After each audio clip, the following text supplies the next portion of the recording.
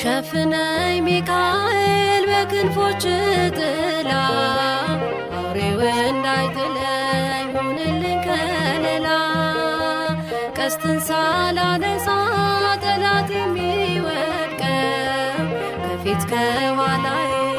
አንተ ስላለህ ሸፍነኝ ሚካኤል በክንፎች ጥላ አውሬው እንዳይጥለኝ ሁንልኝ ከለላ ቀስትን ሳላነሳ ጠላት የሚወድቀው ከፊት ከኋላዬ አንተ ስላለህ ሸፍነኝ ሚካኤል በክንፎች ጥላ አውሬው እንዳይጥለኝ ሁንልኝ ከለላ ቀስትን ሳላነሳ ጠላት የሚወድቀው ከፊት ከኋላዬ